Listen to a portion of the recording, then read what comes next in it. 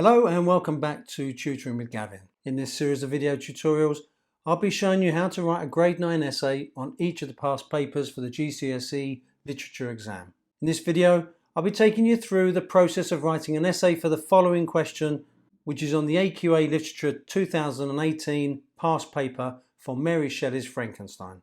Read the following extract from chapter 24 of Frankenstein and then answer the question that follows.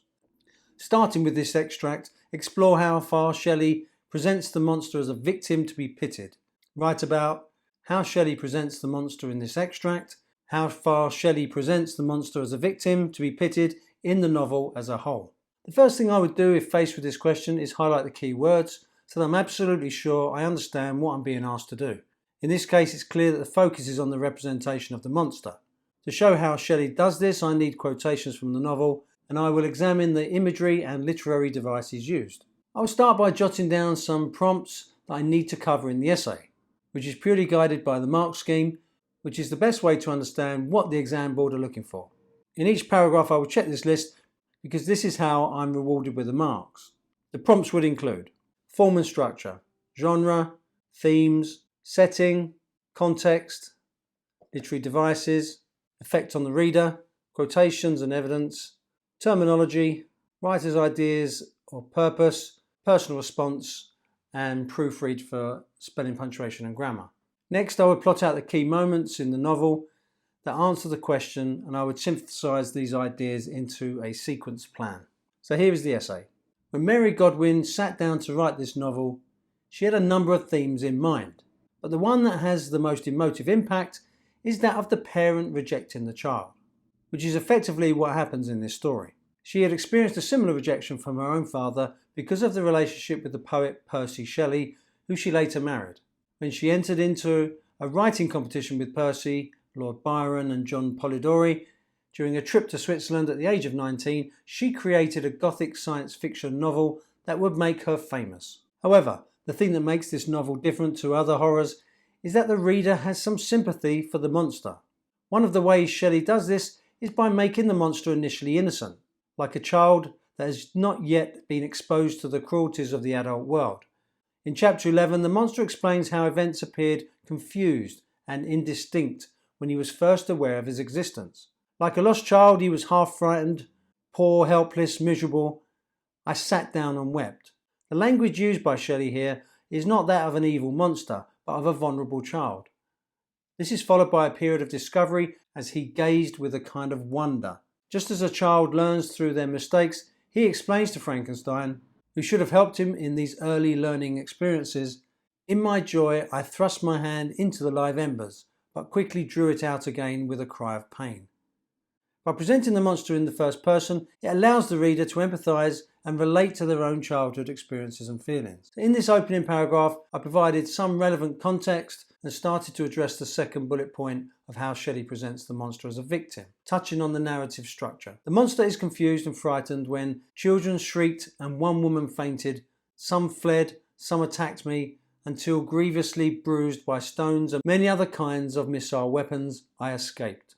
Interestingly, he does not attack these people but flees. However, the next time he encounters a human being, he explains that, "I remembered too well my treatment the night before to trust myself in his power." His innocence has been shaken, and he no longer trusts anyone. Shelley is cleverly showing the cause and effect of the monster's development from innocent to murderer. The monster is not naturally evil, but gradually becomes a product of his environment. Shelley places the monster in a place where he can watch and learn about family life. He raised her and smiled with such kindness and affection that I felt sensations of a peculiar and overpowering nature, such as I had never before experienced. The reader is shown how the monster has the capacity to love through the use of emotive language, even though he has been deprived of love.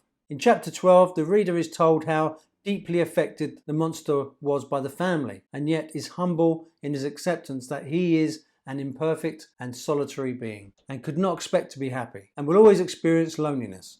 Although through the monster's innocent eyes, Shelley shows us that it was poverty and they suffered that evil in a very distressing degree. And so he refrains from taking their food in order not to add to their suffering. The use of the word evil when referring to poverty shows that Shelley thought about the injustice of the world she lived in. By having the monster gather wood during the night so the family have one less thing to worry about, she is showing the reader that he has a natural instinct for kindness, unlike many in society. I've tried to continue to develop a case for how Shelley presents the monster as a victim, linking with the writer's language to her ideas and purpose, and how this influences the reader. It is during this period of learning from the family that the monster develops empathy for other humans, which is contrasted with Frankenstein's lack of empathy for his own creation. This long section of the novel, while unrealistic, allows Shelley to explore the monster's character from a fresh perspective and develops the idea that those that bring humans into the world have a responsibility to raise and care for them.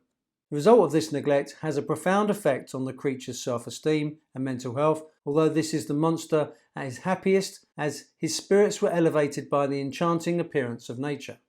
Shelley was part of the Romantic movement which worshipped nature and saw industrialization as responsible for cruelty towards children and the poor, with the destruction of nature leading to injustice and human misery.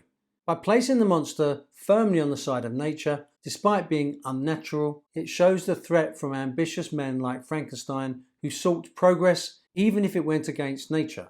However, this phase in his life ends bitterly when he is attacked by Felix out of fear because of his appearance. Shelley presents us with yet another example of the monster being a victim of his otherness, and this sets him towards a path of violence that is excessive, although understandable given his complete isolation from positive influences.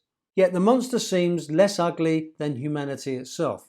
For a long time I could not conceive how one man could go forth to murder his fellow, but when I heard details of vice and bloodshed, my wonder ceased, and I turned away with disgust and loathing. Emotive language like disgust and loathing are a complete contrast to the language used when observing the family in isolation from the cruelty of civilization. In this section of the essay, I've gone into more detail about the context of Shelley's purpose and ideas. Also, by zooming in on the language, it supports these ideas. Before creating the monster, Frankenstein imagines he will treat the creation like a son. A new species would bless me as its creator and source. No father could claim the gratitudes of his child so completely as I should deserve theirs. Therefore, when he abandons his unnamed creation, who he calls the demonical corpse to which I had so miserably given life, he does this knowing that his action is morally corrupt. For the reader, it is as though a father is rejecting his newborn baby because it is not beautiful. Later, he refuses to apologize to the monster, that I may extinguish the spark which I so negligently bestowed. He takes no responsibility for the monster's suffering, which is perhaps symbolic of the industrialists of the time this was written, who took no responsibility for the inhuman treatment of the poor. It is ultimately Frankenstein that lacks empathy, not the monster, when he refuses to create a female companion for the monster. I will never consent. Words like bestowed and consent reflect the arrogance of Frankenstein, which is contrasted with the humble language of the monster in the extract. The paragraph shows the contrast between the two main characters and the symbolism of this. In the extract, the monster confesses his sins, showing remorse. But it is true that I am a wretch. I have murdered the lovely and the helpless. I have strangled the innocent as they slept and grasped to death his throat who never injured me or any other living thing. The pronoun I is repeated, which symbolizes that the creature takes responsibility and has come to terms with his identity. However, it is the juxtaposition of evil and innocence in phrases like murdered and lovely and strangled the innocent that shows the complexity of the monster's actions and subsequent guilt. The final act of the monster is noble as he plans to sacrifice his wretched self and collect my funeral pile and consume to ashes this miserable frame, so that no one else can create such another as I have been. He no longer wants to live if he cannot experience friendship or a loving relationship. The language of this creature is poetic and moving in his last moment. I shall no longer see the sun or stars or feel the winds play on my cheeks. This nature imagery represents the ideals of the Romantics and is deliberately placed at the end of the novel to leave an emotional impact on the 19th century reader. The monster reflects on how he felt the cheering warmth of summer and heard the rustling of the leaves and the warbling of the birds, and these were all to me I should have wept to die. The passion and emotion of these utterances are a direct contrast to the ruthless ambition of his creator, and it is this skill with language that makes him more human. It is remarkable that Mary Shelley, at such a young age, was able to create a complex and moving story that warns of uncontrolled scientific progress while framing it in a gothic genre that was so popular at the time. I've dealt with the extracts last but used it to complete my answer rather than start it. As long as you zoom in on the extract at some point, it doesn't matter where. I've tried to sum up the importance of the novel and my personal response to it. Don't forget to proofread. Firstly, read the essay backwards, isolating each word to check for spelling. Then read the essay aloud in your head, listening for any grammar mistakes. Here's a grade 9 description in the mark scheme. So to check whether I've achieved this top level, which will give me a grade 9, you should ask the following questions. Is this essay critical? This is critical because it closely analyses the text and forms a judgment at the end based on evidence I present. Is it exploratory? It is exploratory because it addresses the task in a focused way and tries to look at the issue from different perspectives that takes into account the writer's purpose. Is it a well-structured argument? Yes, because it's properly planned, with each point covered in a seamless sequence. Does it take a conceptualized approach to the full task? Yes, because the conclusions are complex and carefully considered. Is it supported by a range of judicious references? Yes, as I used quotes from the extract and the novel as a whole that help explore the question effectively. Is there a fine-grained and insightful analysis of language, form and structure? Yes, because by zooming in on the imagery and literary devices, it enables analysis on how Shelley affects the reader, and by considering the key structural moment. Is there a judicious use of subject terminology? Yes, I've used terms like context, imagery, symbolizes, genre, and juxtaposition. Is there a convincing exploration of one or more idea, perspective, contextual factors, interpretations? Yes, by exploring the theme of humanity